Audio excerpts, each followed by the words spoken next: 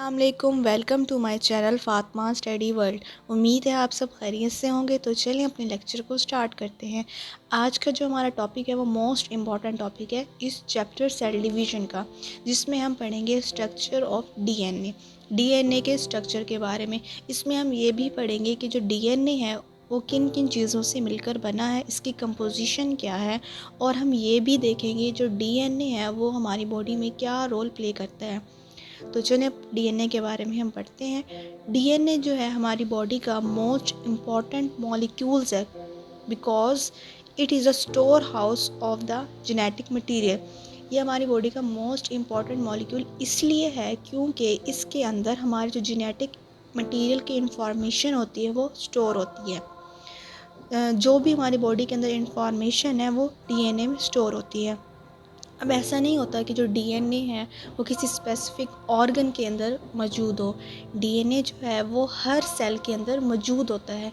Each and every cell of the body contain equal amount of DNA, मतलब कि DNA की equal amount, बराबर मिकदार हर हमारे बॉडी सेल्स में मौजूद होती है।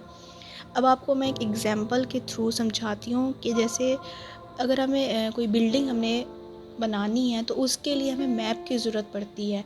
इसी तरह हमारी जो बॉडी है उसको बनाने में मैप मींस के डीएनए की ज़रूरत पड़ती है। एक और एग्जांपल से आपको मैं समझाती हूँ। जैसे हम अपने आप को शीशे में देखते हैं तो हमारी बॉडी का जितना भी जो स्ट्रक्चर है, हमारा शेप, हमारी हाइट, हमारा कलर, एवरीथिंग जो भी हमें अपनी नज़र आती है, जो तमाम बातें जो होती हैं, जो हमारा शेप, कलर, मतलब हमारी फ़िज़िकल अपीयरेंस, वो कहाँ लिखी हुई होती है, वो कहाँ रिटन होती है, वो डीएनए पे रिटन होती है। बिल्कुल ऐसे ही जैसे अब हम फिज़िकल अपीयरेंस की बात कर रहे हैं तो इसी तरह हमारा जो इंटरनल होता है, मतलब जो हमारे अंदर है, वो तमाम भी डीएनए की वजह से ही होता है। जैसे कि हमारा जो केमिकल रिएक्शन हमारी बॉडी के अंदर हो रहे हैं या मेटाबॉलिज्म की बात कर लें तो वो तमाम जो है हमारी बॉडी में डीएनए की वजह से होता है। ठीक है। अब यहाँ पर वर्ड जो डीएनए हम बात कर रहे हैं इसका फुल फॉर्म भी तो आपको पता होना चाहिए। तो जो डीएनए की फुल फॉर्म है मींस के DNA stands for deoxyribonucleic acid. एक दफ़ा फिर मैं आपको बता देती हूँ, जिसकी फुल फॉर्म है डीएनए की वो है डायऑक्सी राइबो न्यूक्लिक एसिड। ठीक है। इसकी थोड़ी सी अगर हम हिस्ट्री की बात करें, मींस के किस साइंटिस्ट ने इसको डिस्कवर किया था या इसको मतलब प्रपोज किया था, वो थे दो साइंटिस्ट। इन्होंने 1953 में जेम्स वाटसन एंड क्रिक, ये दो साइंटिस्ट थे, इन्होंने इस डीएनए के स्ट्रक्चर को प्रपोज किया था। ठीक है। तो यहाँ पे पढ़ते हैं इंट्रोडक्शन में, Watson and Crick proposed that the DNA is made up of two strands that are twisted around each other to form a right-handed helix called a double helix। Watson और क्रिक ने डीएनए के structure को propose किया तो उन्होंने बताया कि जो डीएनए है वो दो स्ट्रैंड से मिलकर बना होता है। दो स्ट्रैंड से जो कि आपस में एक दूसरे के साथ कॉइल हुए हैं, ट्विस्ट हुए हुए हैं एक दूसरे के साथ, और एक वो डबल हेलिक्स स्ट्रक्चर बना रहे हैं। मैं आपको फिगर के थ्रू भी समझा देती हूँ। ये देखिए, अब यहाँ पर डीएनए की दो स्ट्रैंड है, एक ये स्ट्रैंड है, एक ये दोनों आपस में एक दूसरे के साथ कॉइल हुए हुए हैं, ट्विस्टेड हुए हुए हैं, तो ये आपस में मिलकर एक डबल हेलिक्स स्ट्रक्चर बना रहे हैं। आप इस फिगर को देखें कि यहाँ पर जो डीएनए का मॉलिक्यूल है उसको हम पॉलीमर कहते हैं। पॉलीमर्स, अब आप कहेंगे पॉलीमर क्या होता है। पॉलीमर्स का मतलब होता है कि लार्ज मॉलिक्यूल, बिग मॉलिक्यूल। जो डीएनए का मॉलिक्यूल है वो लार्ज मॉलिक्यूल है। अब वो जो लार्ज मॉलिक्यूल है वो इन छोटे छोटे न्यूक्लियोटाइड से मिलकर बना है। न्यूक्लियोटाइड्स, हम आगे पढ़ते हैं वो क्या होते हैं। Nucleotides and its types. Each DNA molecule is made up of thousands of small units called nucleotides।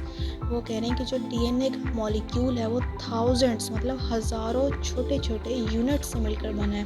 उन छोटे यूनिट्स को न्यूक्लियोटाइड्स का नाम दिया है। जैसे मैं आपको पहले बता रही थी कि जो डीएनए का मॉलिक्यूल है वो पॉलीमर है, मींस के बिग मॉलिक्यूल है, लार्ज मॉलिक्यूल है। अब वो लार्ज मॉलिक्यूल उन छोटे छोटे थाउजेंड्स ऑफ न्यूक्लियोटाइड से मिलकर बना है। न्यूक्लियोटाइड्स जो होते हैं उसे हम मोनोमर्स भी कहते हैं। मोनोमर्स मींस के स्मॉल मॉलिक्यूल। ठीक है। तो इस तरह आप याद रखिए, जो डीएनए का मॉलिक्यूल है वो एक पॉलीमर है, वो जो पॉलीमर मीन्स के डीएनए वो छोटे छोटे न्यूक्लियोटाइड्स मतलब स्मॉल यूनिट से, जिसको वो यहाँ पर न्यूक्लियोटाइड्स का नाम दे रहे हैं, उससे मिलकर बना है। आगे हम देखते हैं इस न्यूक्लियोटाइड्स की कुछ टाइप्स यहाँ पे बताई हुई, जैसे कि पहली जो है वो एडेनिन है, दूसरी है थायामीन, तीसरी साइटोसिन और जो फोर्थ एंड लास्ट वन वो है गुआनिन। बारे में हम देख लेते हैं कि जो ये चारों टाइप्स हैं न्यूक्लियोटाइड की, इसका क्या रोल है। अब यहाँ पर इन्होंने इस डायग्राम में आप देखें, यहाँ पर उन्होंने वो तमाम टाइप्स न्यूक्लियोटाइड की लिखी हुई हैं। वो कह रहे हैं कि जो डीएनए का मॉलिक्यूल है वो इन न्यूक्लियोटाइड से मिलकर बना है। यहाँ पर उन्होंने ग्रीन कलर शो किया हुआ है, तो वो इस टाइप को शो कर रहा है न्यूक्लियोटाइड की, एडेनिन को। और इसी तरह पर्पल कलर जो है वो थायामीन को शो कर रहा है, इसी तरह ऑरेंज और ब्लू, ये तमाम टाइप्स को शो कर रहा है। अगर हम इन तमाम टाइप्स की बात करें तो जो एडेनिन है वो हमेशा जो है वो पेयर बनाएगा थायामीन के साथ। ये जो सारी न्यूक्लियोटाइड्स की टाइप्स हैं ये हमेशा पेयर की फॉर्म में मौजूद होती हैं, पेयर बनाएगा। और जो साइटोसिन है वो हमेशा गुआनिन के साथ पेयर बनाएगा।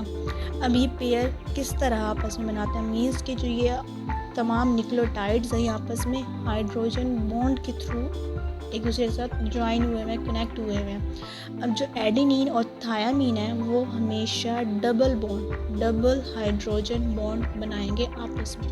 ये बात आप याद रखें कि जो एडेनिन और थायामीन है वो हमेशा डबल बॉन्ड बनाएंगे, डबल हाइड्रोजन बॉन्ड। इसी तरह जो साइटोसिन और गुआनिन है वो हमेशा ट्रिपल हाइड्रोजन बॉन्ड बनाएंगे। ठीक है, ये तमाम बातें आप याद रखें कि हमेशा एडेनिन और थायामीन पेयर बनाएंगे जिसमें डबल बॉन्ड होगा, और जो साइटोसिन होगा वो हमेशा गुआनिन के साथ पेयर बनाएंगे जिसमें ट्रिपल हाइड्रोजन बॉन्ड मौजूद होंगे।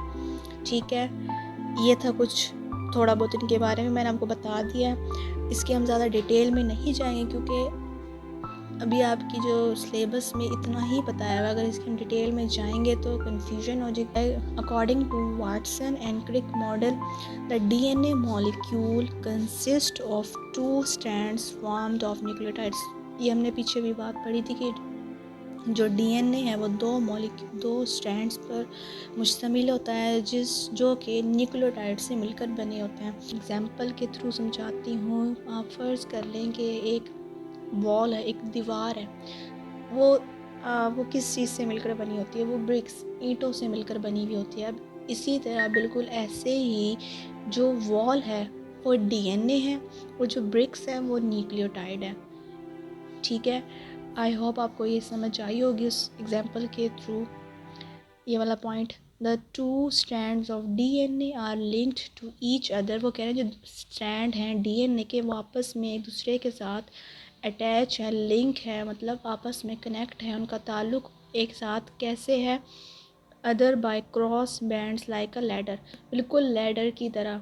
लैडर मीन्स सीढ़ी, बिल्कुल उसकी तरह आपस में एक दूसरे के साथ लिंक है इसके डीएनए के दोनों स्ट्रैंड। ये था आज का हमारा topic, Watson and Crick model of DNA या स्ट्रक्चर ऑफ डीएनए। अगर आपको मेरी वीडियो पसंद आई है तो मेरी वीडियो पर लाइक, शेयर और कमेंट करना मत भूलें, और साथ ही साथ मेरे चैनल को लाजमी सब्सक्राइब कर दें और बेल आइकन के बटन को भी प्रेस कर दें ताकि हर नई आने वाली वीडियो का नोटिफिकेशन आपको टाइम से मिलता रहे।